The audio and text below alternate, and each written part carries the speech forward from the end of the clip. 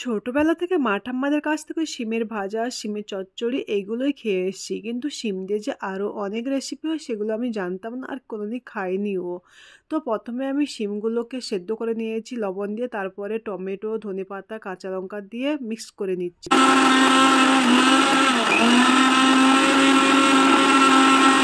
মিক্সারে বেটেছি, শিলনোড়ায় বাটলে ভালো হয়, কিন্তু মিক্সারে একটু তাড়াতাড়ি হয়ে যায় তাই মিক্সারে করে নিয়েছি। আর আমি ছোটোবেলা থেকে মা ঠাম্মার ওই ভাজা শিমের চচ্চড়ি এগুলোই শিখেছি আর এগুলোই খেয়েছি। আমার শিম জিনিসটা ততটা পছন্দের নয়, কিন্তু শিমের এই রেসিপিটা আমি ট্রাই করব, জানি না কেমন খেতে হবে, আমি ফার্স্ট টাইম খাবো। প্রথমে কড়াইতে শিম, কাঁচা লঙ্কা, রসুন দিয়ে শিমগুলোকে সিদ্ধ করে নিয়েছি। তারপর সেই কাঁচা লঙ্কা, সেই রসুন আর শিমগুলোর সঙ্গে দিয়েছি টমেটো কুচি, ধনেপাতা কুচি দিয়ে ভালো করে মিক্সারে বেটে নিয়েছি।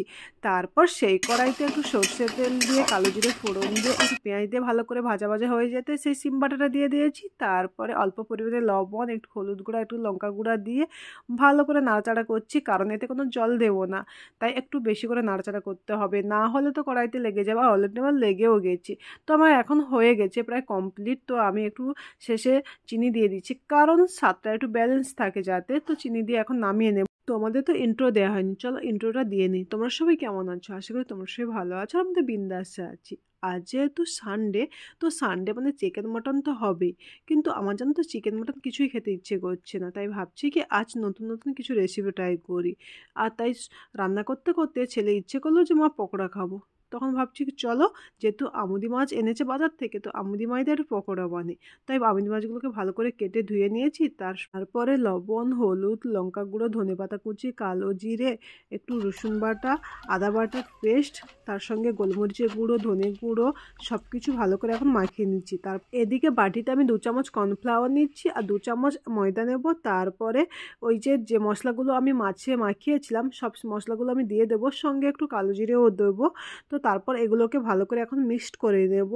তারপর ভালো করে মিক্সড হয়ে গেছে, এখন আমি জল দিয়ে ভালো করে একটা সুন্দর ব্যাটার তৈরি করে নেব, কারণ যে কোনো চপ বলো ব্যাটারটাই মেন। ব্যাটার যদি ঠিকঠাক হয় তাহলে চপ তো সেই টেস্ট হয় খেতে। তো দেখো আমার ব্যাটারটা কত সুন্দর হয়েছে। এখন আমি মাছগুলো ব্যাটারে ঢেলে দেব।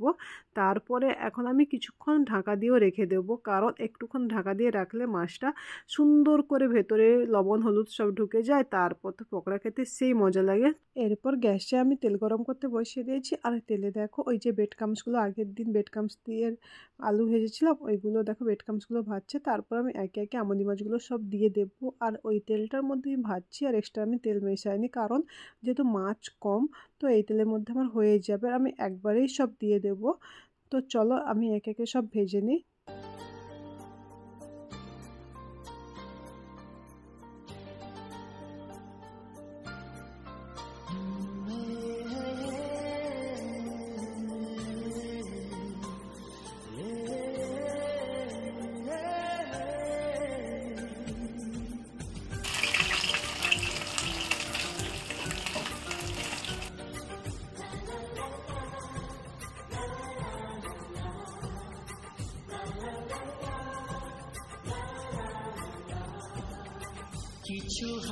যেহেতু আমি একসঙ্গে সব ভেজেছি তাই মাছগুলো একটু গায়ে গায়ে জড়ে গেছে। তো তারপর ছেলে বলছে কি মা চিংড়ি মাছের পকোড়া করো, তাই কিছুটা চিংড়ি মাছ নিয়েছি, আর বাড়িতে ক্যাপসিকাম ছিল ক্যাপসিকাম কুচে নিয়েছি, ধনেপাতা কুচেছি, কাঁচা লঙ্কা কুচেছি, আর নিয়েছি আমি একটু পেঁয়াজ কুচি। তো তারপর এখানে নিয়েছি আমি কর্নফ্লাওয়ার আর বেসন। তো আর নিয়েছি হলুদ গুঁড়ো, লঙ্কা গুঁড়ো, কালো জিরে, মিট মশলা, জিরে গুঁড়ো সব রকম নিয়ে এখন একসঙ্গে সব মেখে নিচ্ছি। তারপরে আমি এখন করব চিংড়ি মাছের পকোড়া। চিংড়ি মাছ খেতে তো আমার খুব ভালো লাগে, আর যদি বড় বড় চিংড়ি হতো তো আরও টেস্টি হতো, কিন্তু বাড়িতে যা চিংড়ি আছে ওই চিংড়ি দিয়ে তো কাজটা চালিয়ে নেব। খেতে তো ইচ্ছে করছে, খেতে তো হবে, সে যে চিংড়ি হোক না কেন। আর আমি যখন পকোড়াগুলো ভাজছিলাম তখন আমার ছোটোবেলার কথা খুব মনে পড়তো। আমার যখন তেলে ভাজা খেতে ইচ্ছে করতো তখন আমি মাকে বলতাম যে মা একটু তেলে ভাজা করে দাও। তো তখন মা আমাকে তেলে ভাজা করে দিত। আর এখন দেখো আমার ছেলে আমাকে বলছে মা একটু তেলে ভাজা করে দাও। তো দেখো দিনগুলো কেমন যেন চলে যাচ্ছে, মানে একদিন আমি আমার মাকে বলতাম, এখন আমার ছেলে আমাকে বলছে। সত্যি দিনগুলো কিভাবে কেটে যাচ্ছে বুঝতেই পারছি না। তো আমার এখনও মনে হয় আমি যেন সেই ছোটোটাই আছি। তো যাই হোক, তোমাদের সঙ্গে কথা বলতে বলতে আমার তো এখন ভাজা হয়ে গেছে, আর আমি বেশি লাল করিনি, কারণ বেশি লাল হলে তেতো লাগবে। তো এখন আমি নামিয়ে নেবো আর প্লেটে সুন্দর করে সাজিয়ে দেবো। তারপর এখন কাসুন্দি আর সস, টমেটো সস দিয়ে খেয়ে নেবো। আর সঙ্গে আছে আমুদি মাছের পকোড়া। তো চলো এখন খাই, তারপর তো স্নান করবো, তারপর দুপুরের খাবো।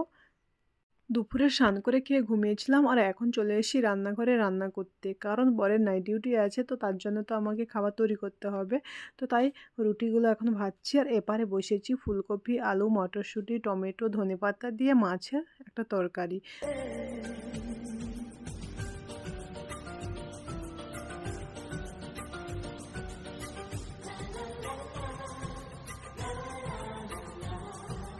আর এপারে আমি ফুলকপিগুলো সেদ্ধ করে রেখেছি সন্ধ্যায় টিফিনে পকোড়া বানাবো বলে। তো চলো এখন ওই পকোড়া বানাই। আর ওই তেলটা দুপুরের যে আমাদি মাছে আর চিংড়ি মাছের পকোড়া করেছিলাম, ওই তেলটা বেশি হয়ে গেছে, এই তেলে আমি ভেজে নেব। তো একবারে ভাজা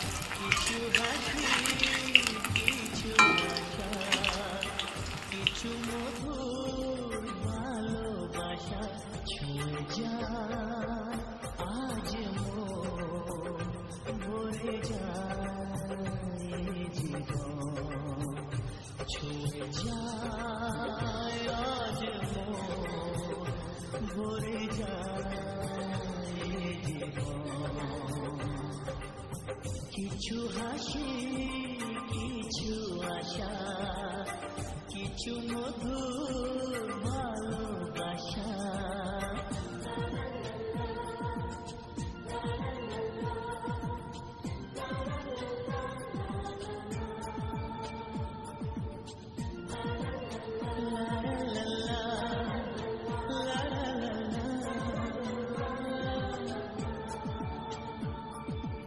আজকে পেলাম দুহাত ভরে, যা ছিল স্বপ্ন আমার, খুশির